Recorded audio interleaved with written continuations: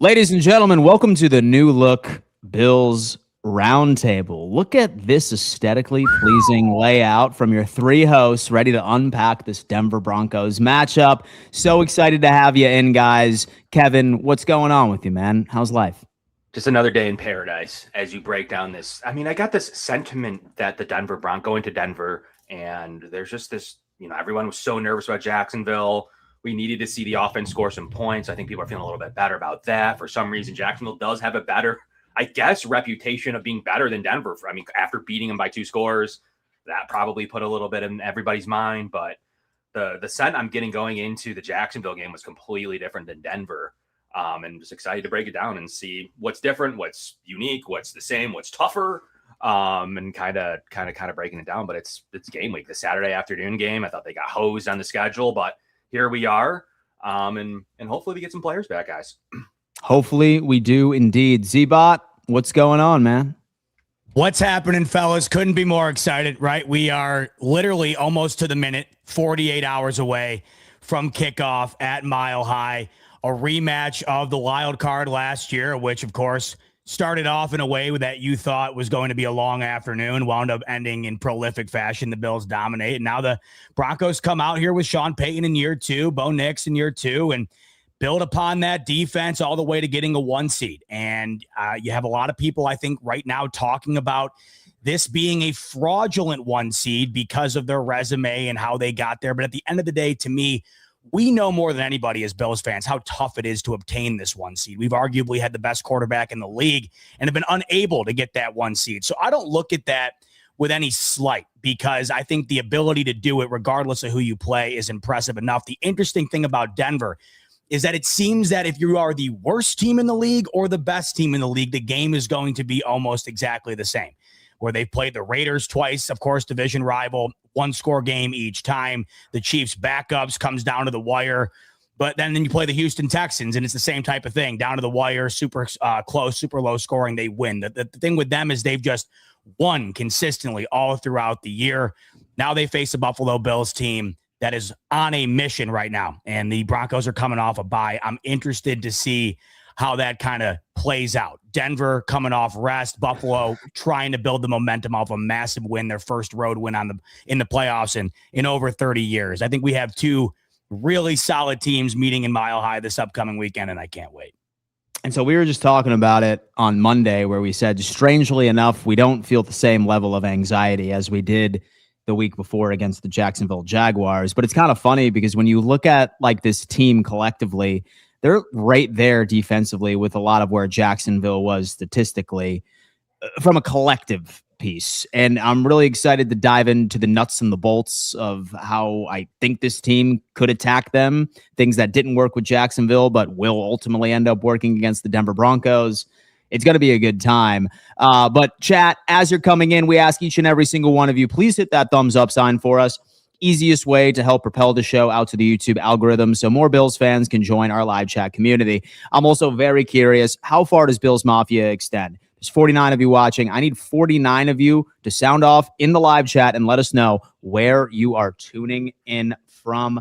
Do not be shy. While you're doing that, I need to give a giant shout out to our good friends over at Picasso's Pizza. Folks, Picasso's Pizza, the #1 pizza in Western New York, 4 great locations.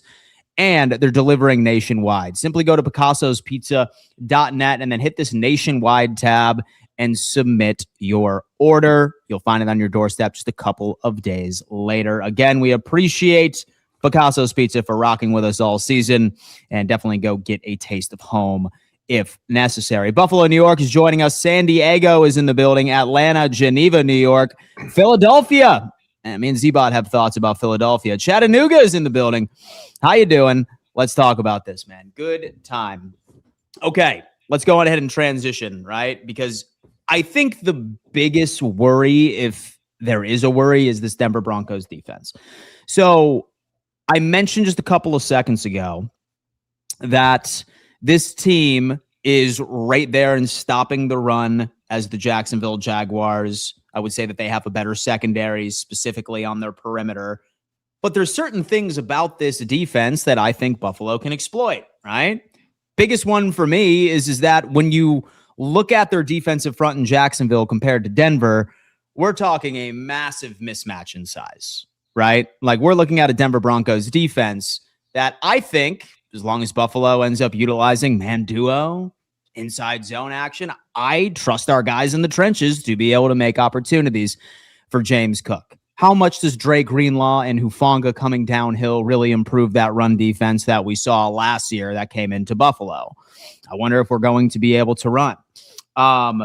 As far as their secondary, PS2, he's obviously going to be an issue. You have Riley Moss, leader of the NFL in pass breakups, also and drawn DPIs. But what is Buffalo going to do? Do we think that we're going to have success? And if we do, how do we do it? Z-Bot, go on.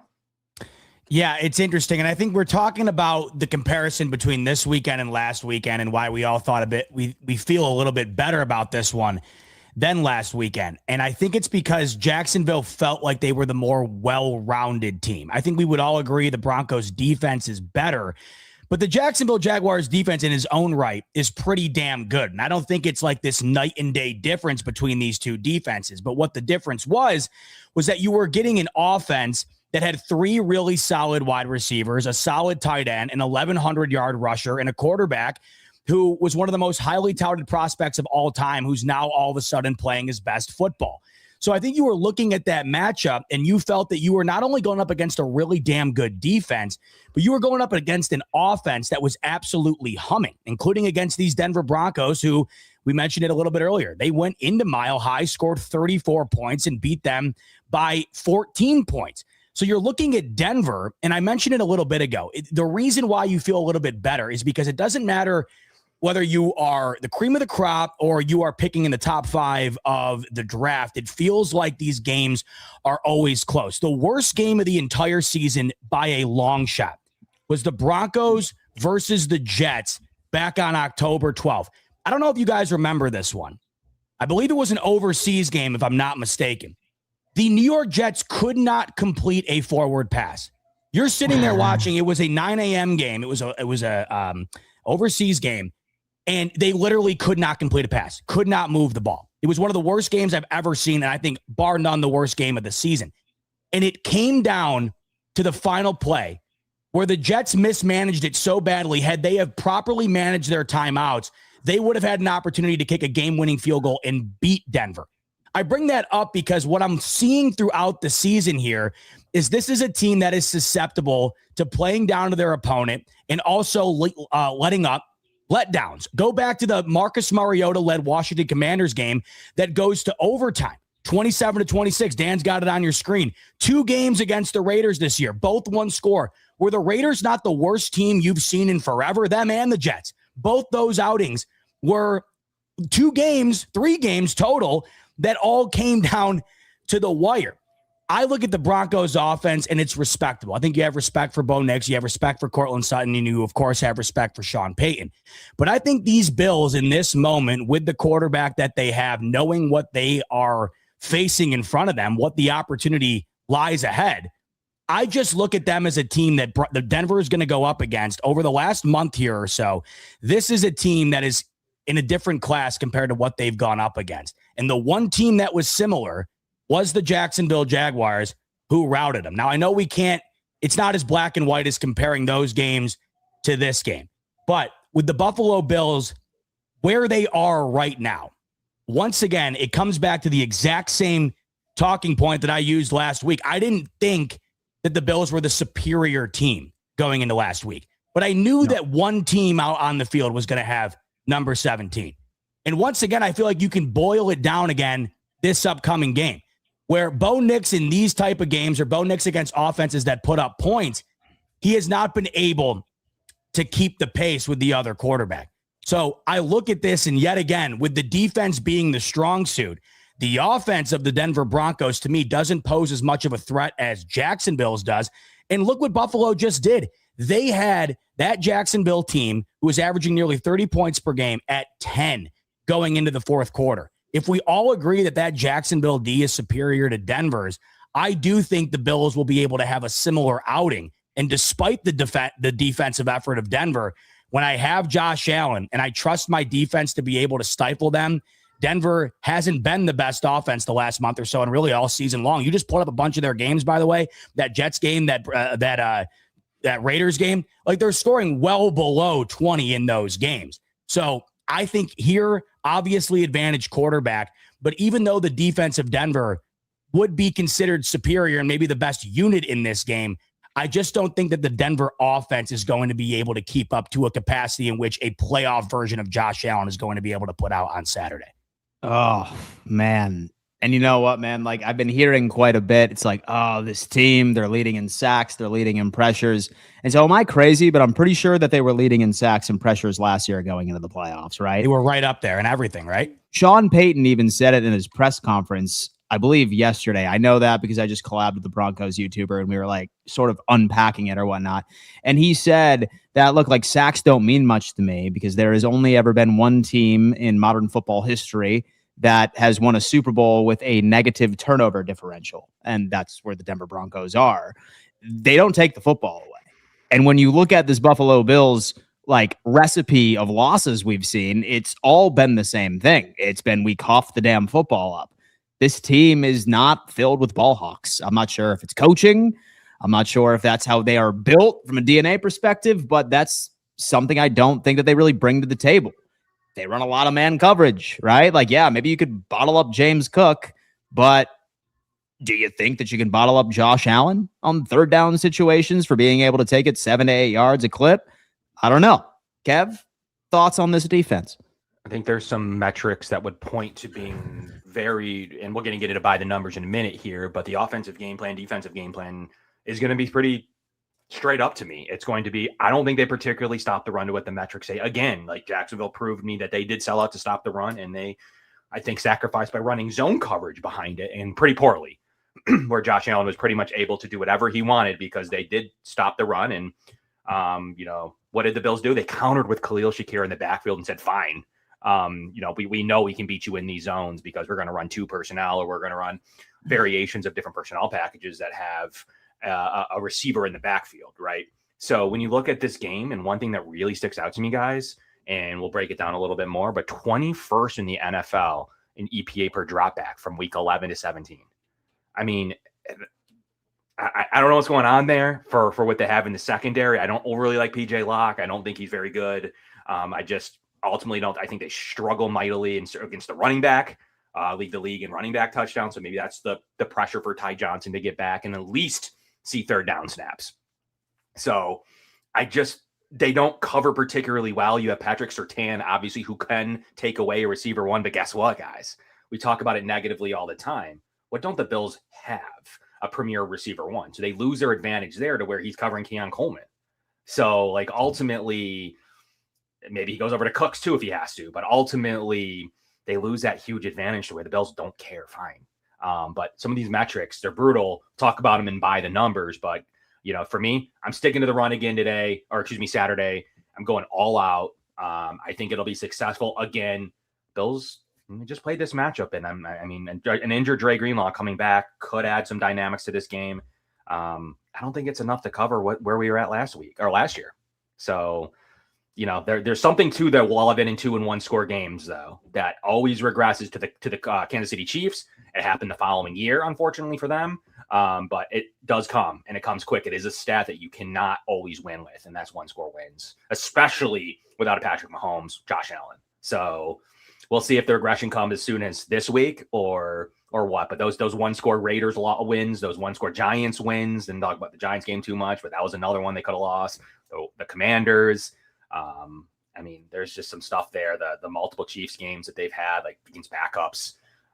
It's just a game that I take Josh Allen in a 1 score game. I just think ultimately it was one of the teams I was targeting to play if I got to pick because I think the whole field's pretty good. I just think the Bills match up fairly well. Especially considering their low turnover rate, which is negative, as we talked about. The pressure rate's strong, but it comes from a lot of different players. It doesn't come like the Texans come. Texans have a lower sack rate, but it comes from their 2 premium guys up front. That's super tough to defend compared to it's 8 guys. And okay, no, that's quality and that's skilled, but it's a little bit different of a pressure package when you're getting linebacker sacks in there, and the Bills will adjust to it. I'm still holding with the Bills offense. Main weapon in this game and going forward in the NFL playoffs is their number one rated offensive line. That is what the Bills have at their weapon disposal. And unfortunately, it's just not in tune of the T. Higgins, Jamar Chase that people think of when they think of weapons. But the running back room's dominant. Their tight end room's dominant. Two things they can definitely address over with this team against this Denver team. And the O-line is very heavy compared to their light D-line. Bills are going to run. And I really like the numbers, how they have struggled in their 4 games against teams that have good offensive. Yeah. And so I think it was Kay Adams or something like that posted a clip on X earlier today that made the argument that James Cook is the best weapon remaining in the NFL playoffs. Interesting. Intriguing. Over Puka and JSN? I didn't see the clip. I guess so. Yeah. I didn't watch the video. I just read the headline, right? Damn. I have fallen victim of that as well. I get frustrated sometimes when people just read headlines like, oh, Dan, what do you mean? I'm like, brother, I got to get you to click. All right, come on. Bills by 11. Book it. Whittle 2K, $5. Whittle, you're the man, my friend. I hope that you are off of your campaign of destroying Jaguars fans that have shifted your energy elsewhere onto the Denver Broncos. I can appreciate that much. Let's talk about this offense, man, because you know what? I don't know what to think of Bo Nix. And so I think he does what he's supposed to. And one thing I'll give him, okay? One thing I'll give him. When I see young quarterbacks, year 1 or year 2, I almost always see that they are at the very least in the top 10 of going to their first read. Bo Nix is literally at the bottom of the NFL. He's 32nd, meaning that he goes through his progressions. He goes to his second read quite a bit. He's like top 10. But for the most part, he's not that kind of guy that's just going to he's not a Tua, right? Like he's not like a traditional Tua. He's not going to be like a Trevor Lawrence in which that we just ended up facing. So he's gotten more confident right into a Sean Payton type system by itself. However, I'm not sure if I trust his football IQ enough to be able to identify some of the post-snap adjustments that Sean McDermott is going to be throwing into his face. I'm not sure if he's going to be able to do that, and I think that that's what Buffalo is going to do. I think they're going to be running quite a bit of zone. I think they're going to be showing him cover 3, and then I think all of a sudden they're going to completely rotate the safeties at the last damn second, and that's where he's going to make some mistakes. He has a threat on the ground, so I really hope we dial up something. We put somebody we trust as a QB spy-esque, but I just don't know if he has the experience and or the football IQ yet to be able to have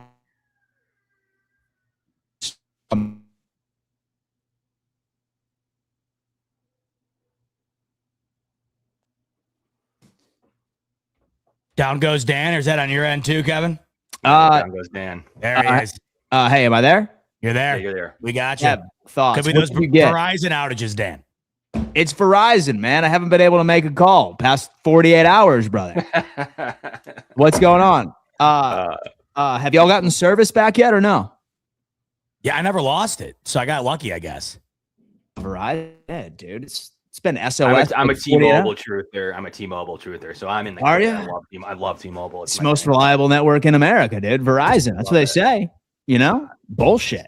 Okay, absolute bullshit. It dominates Western New York, and I heard some crazy stories about it just yesterday. But T-Mobile has been premier, man. I get all my sport. I get a lot of stuff with it. So huge fan of T-Mobile. Shout out. Perfect. Sponsor our show.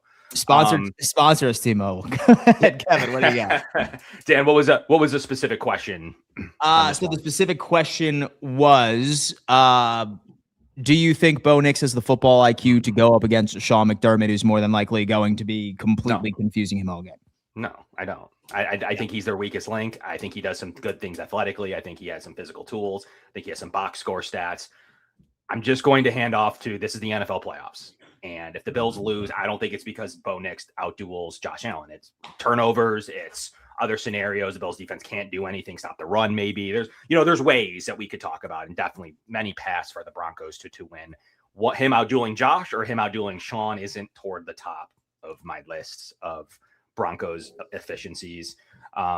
It just, none of it makes sense to me. He's 22nd in the league in CPOE plus EPA per play. I had him down in the bottom tier of my quarterback rankings on who's left. I just, analytically, he's not great. Box score, he's fine. He does, we saw that tweet where he's compared to Josh Allen in the box score, fine. Passing box score. I know. I just don't Why love do the people always weapons. leave out the rushing touchdowns and rushing? It's production? Why do easy. they It's always do that? easy. It's easy. You can do it to any of the guys who excel there, because then you can take the discussion out and you can take the narrative out and then say, oh, my guy's just like Josh Allen. So that's why you can't do that when you have 15 rushing touchdowns. I mean, it's impossible to include any data when it's box score stats like that. But pulling his numbers now, and it's just there's just nothing there that tells me, he does get out. He does have 5 touchdowns off his own on the ground. There's efficiencies there that are okay, especially protected by like J.K. Dobbins, who's out of this game. J.K. Dobbins is who he is, but he's definitely a good piece to the offense, especially with Sean Payton. And I think I like R.J. Harvey, but I think he was, as a combo, they were a pretty good combo. And now it's just, it's not quite as daunting. And if you pull here's to your point, like if you pull the Broncos, like net yards per pass attempt versus coverages, like he's terrible against cover 2 man.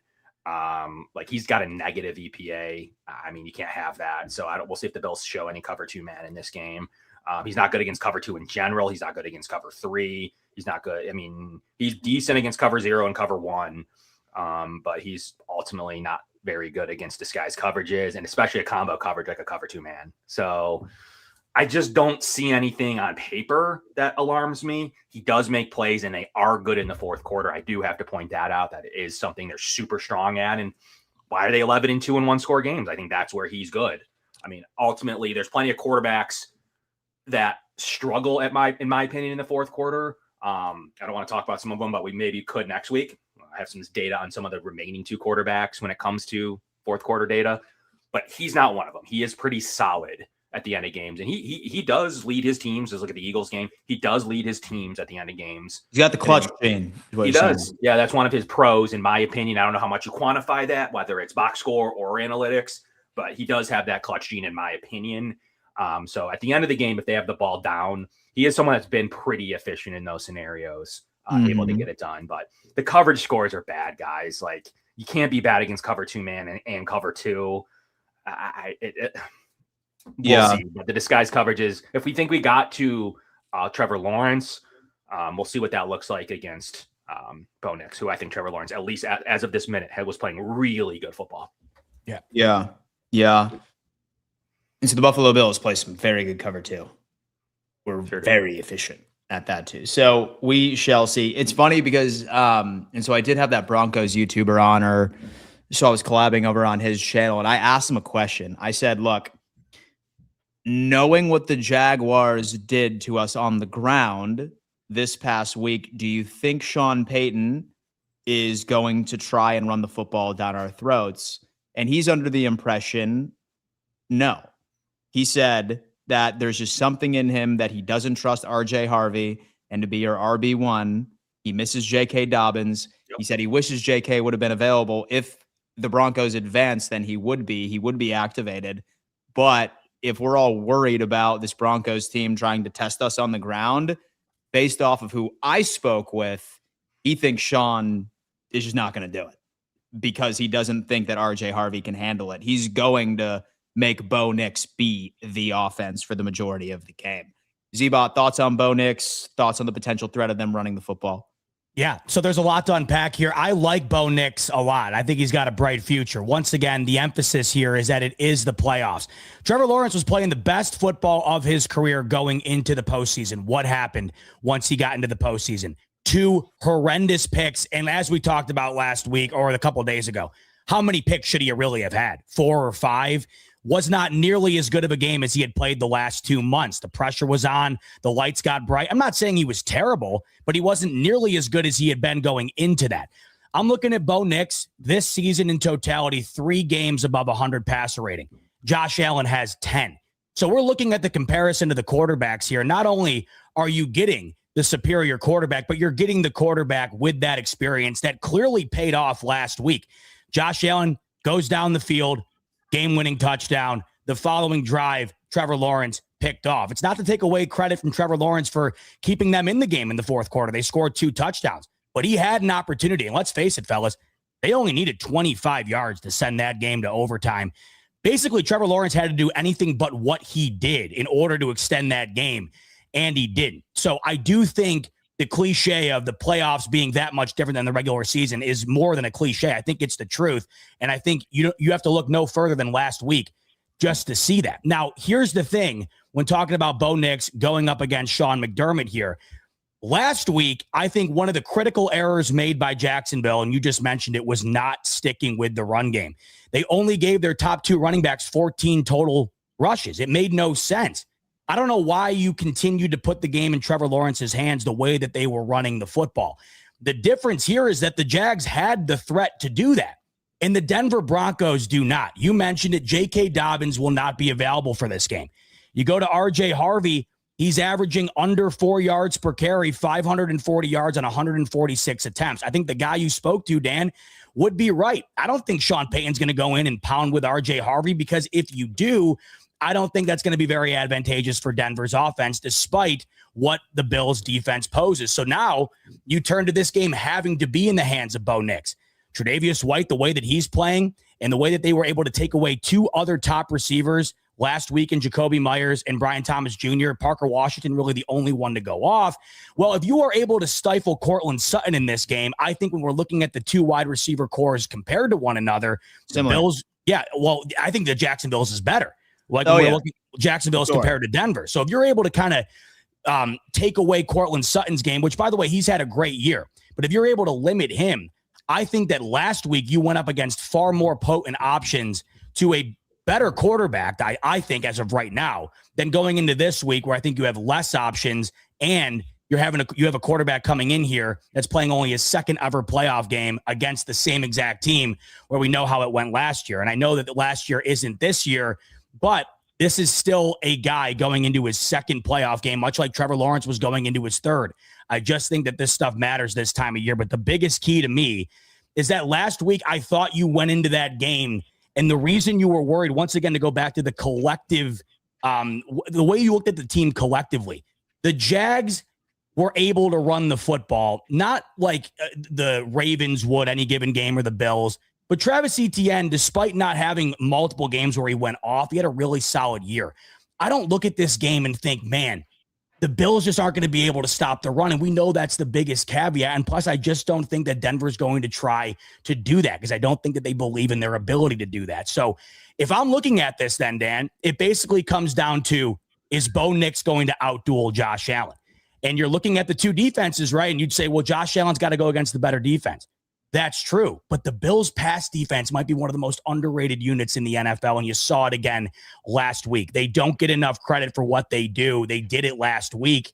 Why wouldn't they be able to do it again this week? Because last week wasn't a one-off. They've really been playing solid football on that side of the ball for quite some time now. So I really think that's what it comes down to, Dan. I think if the Denver Broncos want to win this, Bo Nix is going to have to play probably the best game of his career to get it done. As far as X factors too, and so that Broncos guy, his name's Ben, Sports Talk Denver, great dude. He seems to think that Evan Engram is the X factor for this offense, that he's the guy. And then Kev's like, nah, screw Evan Engram. What are you talking about? He's not going to do anything. He's no red zone threat. I know that. 76 targets, 50 receptions. Yeah, that's it. That's it. But I'm curious as into last week, we very clearly, picked one guy to take away and basically allow somebody to hurt us, right? Or be like, hey, if Parker Washington, Jacoby Myers, yeah, whatever. Do we see the same thing while looking at the Denver Broncos weapons? And if so, who's the guy that we allow to hurt us? It's pretty clear Sutton's the guy we're going to try and eliminate, but who's the guy that we're going to be like, all right, yeah, whatever, he can get his? Kev. The Bills, first of all, are really good against the tight end. Like the data points to it. Like even I heard about this like last week, starting last week with Brenton Strange, was he was supposed to be like they win every game he plays in, or it was similar to Kincaid. Yeah. Honestly, there were some numbers that had pointed to that, and I'm like, it's not the Bills' weakness. Like if that's your target, if you're gonna go in, like I know we kind of think of maybe some drought era Bills or just teams in general. If we think that, we can attack their defense, we always have the tight end. Like we just assume that teams are bad at covering tight ends. The Bills aren't one of those teams. Like they're really good at it. They covered multiple good tight ends all season. Strange did nothing in this game. He was covered in many different coverages, including Trey White was on him at one point in different cloud coverage, different zone coverages. So I'm never worried about tight ends at this stage. If I had to play a Brock Bowers or Trey McBride, both out of the playoffs, we could have a different discussion at the table, but I'm not worried about Evan Ingram where he's at this stage. Could he go for 40 yards? Like, sure. Like, that's always on the table. That's always possible. But I think to your question, I think it's very similar. Like, they're going to take down Sutton. If Mims or Pat Bryant or Franklin, the Bills will probably pick and choose based on that, how they cover. But all attention is going to be to Sutton. They're going to shut that down. And honestly, if there's a second guy they're targeting on, it might even be Ingram, to where they're like, all right, we're feeling pretty good if our standard tight end coverage holds true and we do the Benford / coverage thing on Sutton, we're feeling pretty good that if every time that Pat Bryant or Troy Franklin are able to beat the Bills. Troy Franklin beat the Bills in the first series of the game last year. So, yeah. He's always a candidate, but how well cornerback 2 is playing guys like the Bills. I mean, Trey White's been like the best corner in football in the last 8 weeks. So it's just not, box score, eye test, analytics. I mean, sure, he could get beat by a burner, but that speed's back. The way he broke on the ball to break up that pass in the end zone, like, yes, maybe Old Trey may have had a pick. But that aside, breaking that pass up was, if he's able to cover backside in a cloud cover 3 or in a cover 6 situation, that's where McDermott gets into his bag, because now he trusts corner 2 to be able to cover that. That is where Travis Kelce scored a touchdown on the Bills in the divisional round 2 CR at home, the home divisional round now 3 seasons. Is that 3 in 2023? When the Bills were home. That one is what Dane Jackson couldn't do. So if McDermott has that, and if you remember, Travis Kelce caught an early touchdown, the Bills were up, and then Travis Kelce caught it in the left deep third. That is what Trey White took away in the game last week. So if we're able to have that kind of coverage, the Bills are feeling mighty good about then focusing on Sutton, because even on the backside, they're feeling like, all right, maybe they'll get a little bit of theirs. And Parker Washington did play a good game. One of it was on a bomb at the end of the half where Cole Bishop literally was this close to an interception, this close. Whether in a situation where that might not have mattered. And then once Jordan Hancock went in the game. So there was some issues there later, but it was mainly because Trevor Lawrence was like, finally, I got something here because I've had nothing today. And I'm going to utilize this throughout the second half. So guys, I'm feeling pretty good that McDermott will have something. If it's not Hancock this week, if it's Hamlin, if it's, whatever Cam Lewis, whatever safety they go with, I think they're going to feel pretty good. But someone like Troy Franklin could go off. I like him as a receiver. He's got speed. He's able to do certain things. So I think that's who I would point to if they do go the other route of taking away Ingram and Sutton. I think you're going to have him, or maybe you see a Pat Bryant catch. But that's what I got going for. But the benefit of having that backside corner, being able to cover like that, is something we haven't seen in the playoffs in quite some time. Even Rasul Douglas, in my opinion, was good this year. He was compromised last season. That's what I'm talking about, man. And you know what? A big narrative has been going around about these wide receivers. Man, they're like, "Damn, man, we're screwed. We have three healthy wide receivers, and guess what? We're elevating Curtis Samuel and Mecole Hardman up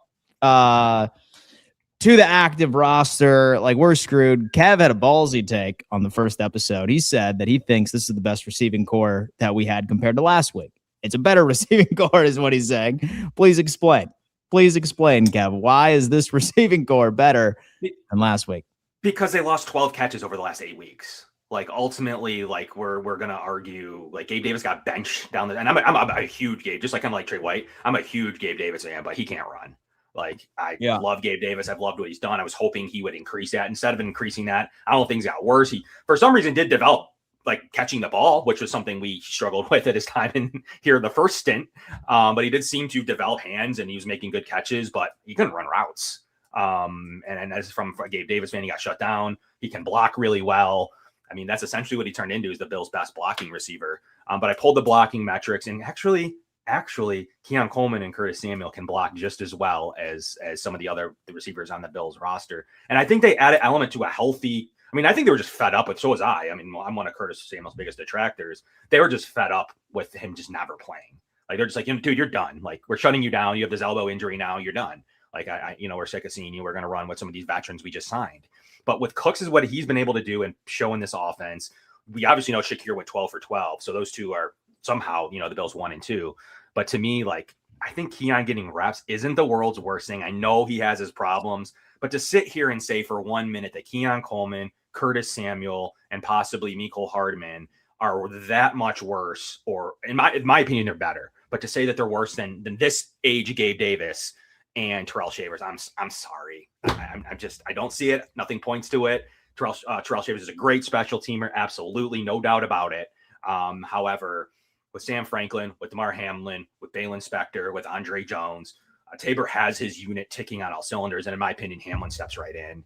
So, and I like Christian Wilkerson, what he has shown in his tape is he's going all out to be a special teamer. So he might even be elevated, as we'll see tomorrow. But to me, like, I like Keon Coleman having to get reps. His run blocking metrics are fine. They've been good at times. And I think he makes a couple plays that maybe that Gabe Davis wouldn't have, even though Gabe may be a little bit more reliable, but it's going to be an interesting season, but an interesting finish here. But, and the way that Palmer was compromised, like, Palmer was just like not the same. So that's where my take came from. And I think that Curtis Samuel, Keon Coleman can add a dynamic to this game that, maybe the Broncos aren't necessarily used to. How are they going to use Curtis Samuel? They don't know. Damn, dude, you know what? Hot take. And so I think Keon Coleman is going to draw 2 defensive pass interference calls. He draws pass interference. He does. On Saturday. I think we're going to line him up against Riley Moss. And I think he's going to draw 2 of them. I think that's his biggest contribution to the game. Maybe like a red zone target. He comes down with a contested somewhere. It would be cool. But his big contribution is going to be drawing a DPI. Z-Bot, the wide receivers going into Sunday. Are you sweating at all since we ended up losing out on Gabe Davis and Terrell Shavers? Or are you strangely feeling okay? Similar to how you would anyway. Feel the exact same. And that's unfortunate because that just gives you a perfect idea behind what this Bills wide receiver room is. I mean, it's no knock on anybody. It's just that if there was somebody that was that much better than the next person, they would have risen to the top by now and you'd be talking about him as such. The reason the Bills have been playing basically musical chairs with these wide receivers over the last 2.5 months is because they don't know who's better or who's worse. There's just a lot of interchangeable parts. The problem is that there's a lack of guys to go in now should yet another person get banged up because you have 3 guys go to the IR within a couple of days of one another. That's the biggest problem. What you had liked was that you at least had depth. You didn't really have a top guy, but you at least had depth. Now that's what you're concerned about. But in terms of the X's and O's and how the game will unfold based on these injuries, look, yes, you had Khalil Shakir with his career high in catches last week. He'll be out there. You have Brandon Cooks, who's been impactful. He'll be out there. So you have your 2 main guys. But when we're looking at the wide receiver position, yes, I know the Bills utilized it last week in a way that we weren't probably going to predict because they really haven't been doing that. When I look at this game, the Broncos have allowed opposing wide receivers to average 6.6 yards per target. That's the second fewest in the NFL. So you're already taking away what the Bills probably aren't going to want to do. And we've heard that be talked about all week where, you have Pat Surtain, but luckily for the Bills, right, there isn't somebody for Pat Surtain to erase because there isn't a top guy. But the difference here is that when we're looking at the counter to that for the Bills offense, the Bills running backs and tight ends, number 1 in the NFL in yards per target, 8.8 yards. So the Broncos eliminate wide receivers. But what the Bills do best is not throw the ball to wide receivers, but throw the ball to their running back, and in particular, their tight ends. On nearly 50% of those targets, we're talking first downs here, Dan. 45.9% of those targets, according to the Next Gen stats, result in a first down. So this Denver defense is good as advertised in the past. And we know that they'll be capable of making it difficult for Josh Allen. But luckily for these Buffalo Bills and their offense, the counter to their pass defense is the fact that the Bills have one of the best pass offenses when it comes to literally going against or targeting anybody but wide receivers. And then one last thing to add, we do know that Denver can get home at the quarterback, but last week, Jacksonville tried to send pressure at Josh Allen, and he went 9 for 12 for $144 on those pressures. So good luck trying to rely solely on just getting home on Allen and sacking him to have your defense eliminate him from the ball game. One last thing I'll add, too, when it comes to this Denver defense is that there's a theme with the Bills this year when they've gone up against top defenses, and will not count last week because it's the playoffs. It's different. But I'm looking at the regular season. And the 3 that come to mind, the Atlanta Falcons, the Houston Texans, and the Philadelphia Eagles. And in all three of those games, Josh Allen had at least one major turnover. In two of the three, he had two major turnovers. Despite those turnovers, in all three of those games, the Buffalo Bills had an opportunity at the end of the fourth quarter to win the football game. Two of those games, they had an opportunity to win the football game on the final few plays, right? I bring this up to say these top defenses have beaten Josh Allen this year when they forced him to turn the ball over. But luckily for us fans, Josh Allen has not thrown an interception in 6 consecutive postseason games, one in his last 7. So when you're looking at those top Ds, how they've gotten out alive against Josh Allen, turning him over once, twice is the way to really get it done. But if we're looking at this playoff version of Josh Allen, and we can argue the Jacksonville Jaguars defense was up there in that conversation against better defenses they played this year, well, what did Josh Allen just do? This isn't to discredit Denver's defense. But all I'm saying is that when you're looking at similar defenses this year that have gone up against Buffalo, the way that they've won is turning him over. So if they don't turn it over, the Buffalo Bills, well, I think we know that that's clearly advantage Buffalo and the way that they've been playing in the postseason here. You'd have to lean that way. And I see a comment, Marius is saying, oh, you had to say it, Z-Bot, the jinx. I had the same comments last week, Marius, and I'll say, look at knock on wood, I'll knock on wood again. I was saying the same thing last week. Don't turn the ball over. And I know Ray Davis did turn it over, but Josh Allen didn't. And that's who I was harping on. That's the key in this game once again. Because these top defenses, that's how you lose. Like when Ray Davis last week, by the way, fumbled, my gut reaction was, this is how you're going to lose. This is how you lose. Yep, you just absolutely. let him score that touchdown. You immediately give it back to him. They found a way to overcome it. So if you can remove a special teams blunder, the way Josh Allen's been playing, you're talking maybe one, Dan, maybe one. And out of those 3 games, the one game where he had just one turnover was the Eagles game where he flat out missed that 2-point conversion to win it. The other 2, they were able to force 2 turnovers. So that's key. And I think the wide receivers here is as sucky as it is, the Bills don't have a ton of guys to rely on. They have other guys outside of the wide receiver position that they can. And so I think that was Z-Bot's by the numbers contribution right there. It was. I appreciate that. I like that. I appreciate that one. One data point that Bills fans should know going into this game. I'm going to be brief on mine, but I think that it's something that people should know. I understand that Carl Sheffers, the Buffalo Bills, have a 9-2 record. However, I do want to let all of you know that this is about to be a flag-heavy type game. This is going to be a flag-heavy type game. He calls the second most penalties in the NFL on average. He is above, I wanted to say, Sean Hockley as far as total penalties thrown already. Based off of what I've seen, I think it's relatively even between home and away teams, maybe with a slight favoring to away teams. And there's 17.65 flags per game when this man is refereeing. Now, he's around 56% of the time the home team ends up winning. That's close to league average. It's not crazy. It's not as bad as Hockley, by the way, which I would tell you 75% of the time. No, it's 75% of the time this year when Sean Hockley is the head official. So with the away team wins. So I feel bad for the Chicago Bears going into on Sunday night. He's the away fixer. Yeah, he's an away guy this year, man. He loves that damn away team. So watch out for Hockley. But don't be frustrated. I think that there's going to be quite a few flags. I just hope that this doesn't start off in the first half where Buffalo just has a bunch of third and impossibles where it stymies our offense. So please, please, please play some disciplined football.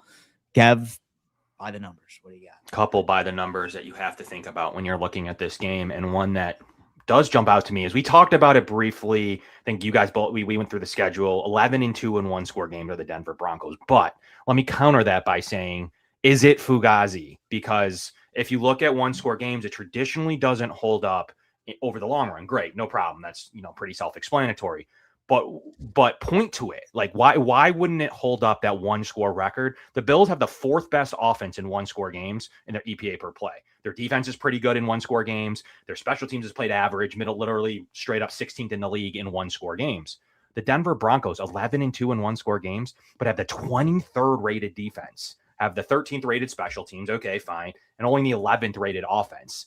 I mean, quite frankly, they're middle of the road in one-score situations. However, they hold an 11-2 record. It doesn't go together. There's regression coming. Will it come as soon as this weekend? But that is one thing that I need people to remember about one-score games. And it'd be one thing if you had top of the line metrics in one-score games that point to it. The New England Patriots are actually decent in one-score games. Was it their schedule? Is it not? The Seattle Seahawks have the number one defense and number one special teams in one-score games. That holds up. In terms of close games, but the Denver Broncos metrics do not hold up to what their schedule should be in one-score games. It is nowhere near what, I mean, they should have easily 3 to 4 more losses in those games. It doesn't really matter for the regular season. Who cares at this point? But what does matter is, will that finally be affected against teams with good quarterbacks and or good teams in general? So we'll find out soon on the Denver Broncos and those metrics. So that's definitely like one that just immediately, I would say that does not line up to what the record says and what's going on in those situations. So that's obviously something that I wanted to reflect on when you look at like who are the best and worst defenses in general in one-score games, and the Broncos are just okay. So, I mean, there's definitely some things that you can point to. Remember that close in the game that their record is not indicative of how well they've. It's got to be due to a weaker schedule for them too. In some of those games we've mentioned, the Raiders in one-score games, the Giants in one-score games, the backups of the Chiefs in one-score games. If they weren't playing those teams, they lose some of those games easily. So that's something to remember when you're looking at by the numbers of where they've excelled, though. That's why I bring this one up specifically, because they've excelled in these situations in terms of their record and their on-the-field performance. But honestly, there's a lot of a house of cards built there when it comes to their one-score record. It's time. It's time, man. It's time for the house of cards to crumble. The Vikings were very similar a few years ago when they got bounced. It's very similar to that. I think the Vikings were even like 12-0 or 13-0 or something. It was ridiculous. Interesting. Well, luckily, I did look at the weather report, guys, and it sounds like it's about to be a high of 31, sunny, 4-mile-an-hour winds. So it's going to be conditions that this Buffalo Bills team is certainly used to. I'm sure the crowd noise is going to play a factor. However, I don't know. We shall see. Let's go ahead and lock in, baby. Let's talk about our final thoughts here, guys. Final score prediction, hot take for the game. Z-Bot. Oh, man. Oh, man. Listen, I think I got to keep, I said it earlier before the playoffs even started. I said, if the Bills beat the Jacksonville Jaguars, I'm not predicting them to lose again. And I'm a man of my word. I'm not predicting them to lose here. They proved a lot to me in that Jags game, to go in there and not only win, but play complementary football. That was a collective effort. Not only did you get the best version of Josh Allen, in many ways, you got the best version of this Buffalo Bills defense, where they stepped up big in crucial moments, not only forcing 2 turnovers. The most underrated aspect of that game was not allowing Jacksonville to score a single point off that Ray Davis fumble. They made some huge plays in this game. And for the Buffalo Bills offense to step up when it mattered most, in the end, for Josh Allen, of course, to lead the charge, it was impressive. I wasn't 100% confident going into that game. I never am this time of year, regardless of how good the Bills are and regardless of who they're playing. But that one, I felt a little bit more anxious than I've felt in a long time, and I was impressed by Buffalo and their ability to go and get it done. One of the big reasons why I lean Buffalo and why I have a tough time betting against Buffalo is just because of Josh Allen. I think he understands right now the moment. He understands that he just got a very difficult win under his belt and now goes on the road against a team that I think he feels as though he'll be able to keep the momentum going up. He'll be able to keep the momentum going against as well. I mean, it really doesn't seem to matter how great you are on one side of the ball. If Josh Allen is in that mode, he is going to be able to overcome it. And I think he's in that mode right now. And I think we see yet again another unbelievable version of Josh Allen in this football game. I also think, too, that the offense of the Denver Broncos just isn't quite what the Jacksonville Jaguars was. And that's why I think we do see a lower scoring game than what we saw in the wild card round. I got the Buffalo Bills winning this one 27-19 on Sunday or Saturday afternoon, moving on to the AFC Championship where they will face the Houston Texans at NRG Stadium. Oh, I was going to ask you that at the end. You spoiled it, Z. Damn, Sorry. You spoiled it, man. You spoiled it, brother. Reggie Fresh is in the building. The Three Musketeers. Boys, I got no worry in the world. I see a 28-20 Bills win. P.S. Sean Payton is an arrogant prick. Carry on, LOL. Yeah, I saw that video. Like, dude just looked at the reporter, said, "You're no ball, man. Yeah, you don't know. Yeah, you don't know run defense." I don't mind a coach saying that, but why there? Yeah.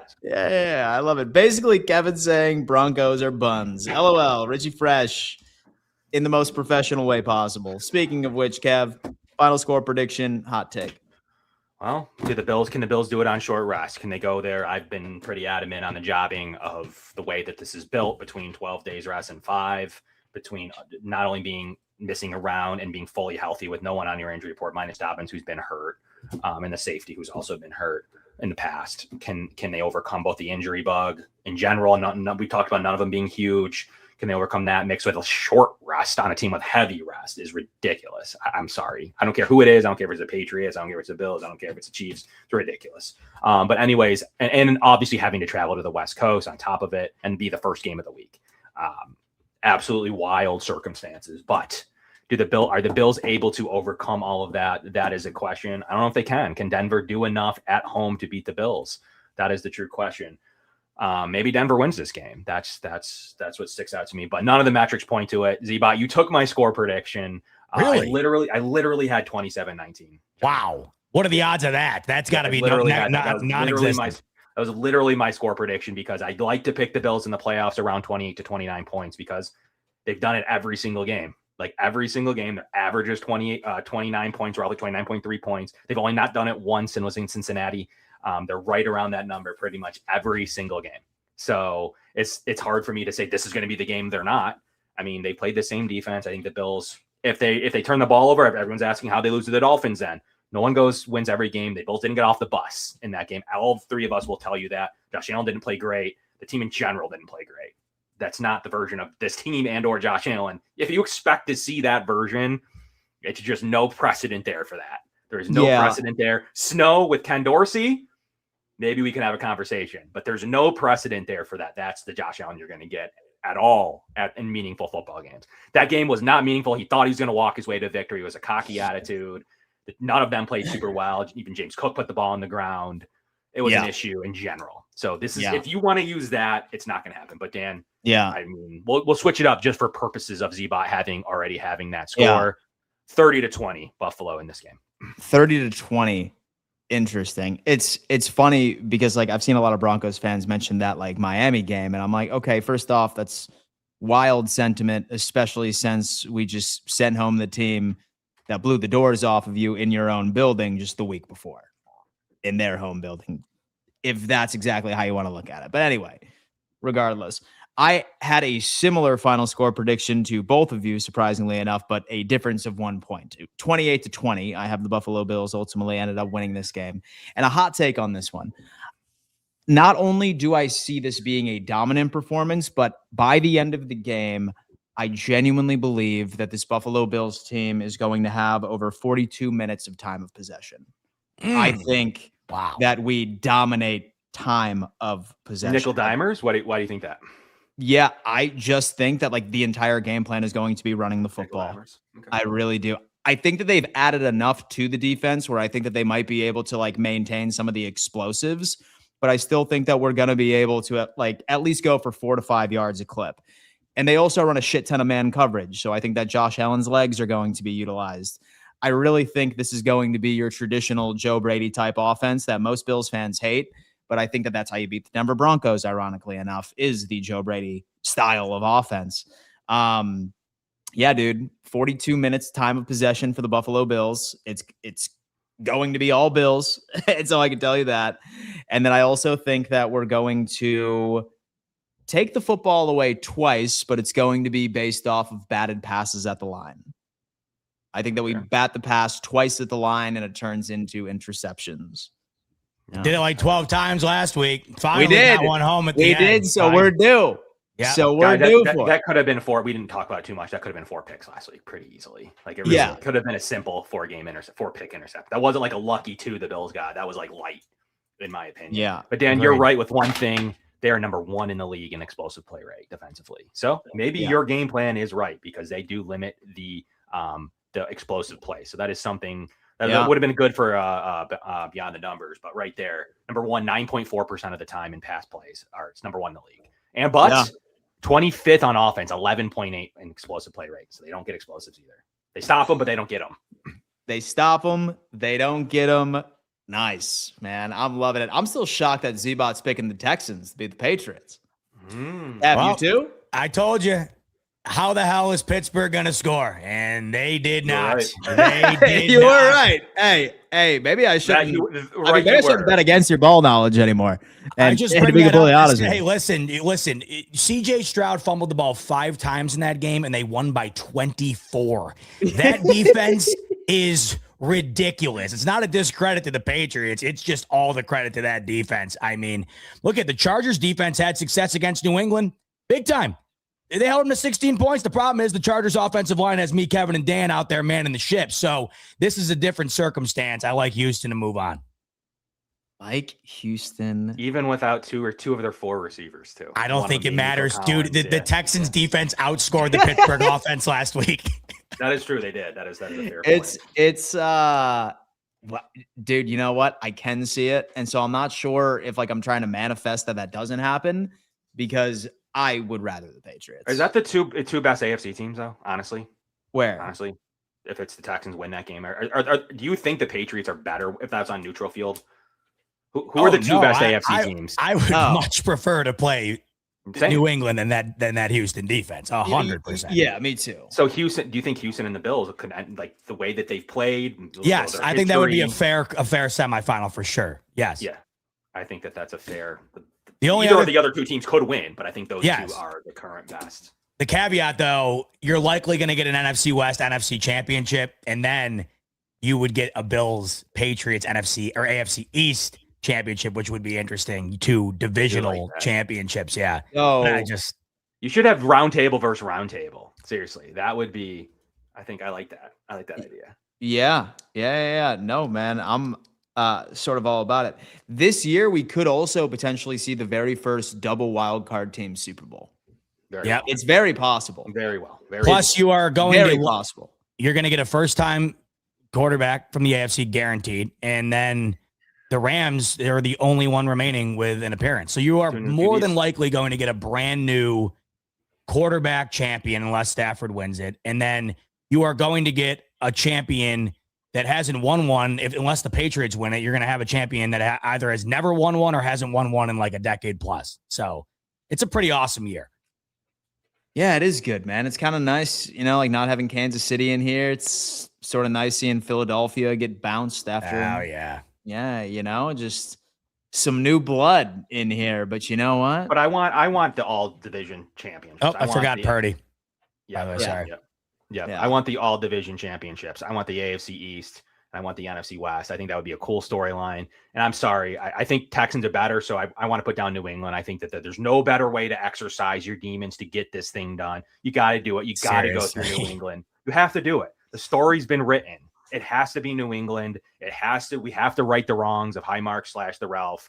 Like we have to right the wrongs. But it's got to be New England. It's got to be Diggs. It's got to be Vrabel. It just does. I mean, I think the Texans are even a little better. I think there might be enough. I think the Patriots are just better offensively than the Pittsburgh Steelers. I think there might be enough there to see New England. But I could go either way. Love, man. And so I would love if we beat Denver, right? And we go into New England. Gotta go New England. You gotta. And so we beat New England. We're going to the Super Bowl, and then some photographer snaps Stephon Diggs with his hands on his side, looking at the Bills celebrating with confetti flying. It's gotta happen. It's gotta. I would love that. You were 2 years early on that greatest story ever told. I was 2 years early on the greatest story ever told because that, oh my God, would have been cinema. Folks, thank you so much for tapping in on yet another edition of the Bills Roundtable. 206 of you are reviewing. That is awesome. I know all of you are subscribed. There's no way you're not. All right. Okay. Make sure you do, folks. And turn on bell notifications. We've started doing pre-recorded videos on here, so making sure you have those bell notifications on are very important. We do a bunch of news rundowns. You don't want to miss it. Z-Bot, what's going on in your world of content leading up to the Broncos game? Oh my God, just getting you ready. Cannot wait. We'll be live tomorrow night before the game, after the game. You name it. We'll be ready to rock and rocking and rolling with you. Cannot wait. Less than 48 hours till kick. The only complaint I have, I just hate being the first game. I hate being the first game, so that sucks. Hopefully they win, because if they don't, not only does the Bills season end, but your appetite to watch the remaining best football games of the year is completely depleted too. So they better get it done, baby. That's what I'm talking about. This is the season of revenge. Allen slays the Diggs demon to deliver the Bills to their first and second straight Super Bowls, man. Let's go. One when the stadium's being retired and one to welcome the new one in. I like that. The story. Sign there's me no up, there's no man. better way. There's nothing more that we could argue to than seeing something like that. I mean, that's the best thing. Other than KC, than New England, there's no other way that we can exercise the demons of Ralph Wilson Stadium. So a vulnerable moment right here, a vulnerable moment right between all three of us. If Bills win it all, and see y'all crying, buddy. Come on, dude. I'm not. Oh man, brother. That'll be light work. You gonna shed a tear? It's all about shed a tear, man. Devon almost cried about the wild card win. I did, and I did cry when they lost to the Chiefs last year.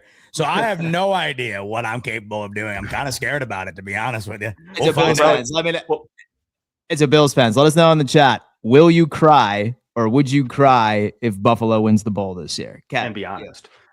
Yeah, probably. On top of it, Me too, brother. wedding day, Cry firstborn, Bills win the Super Bowl.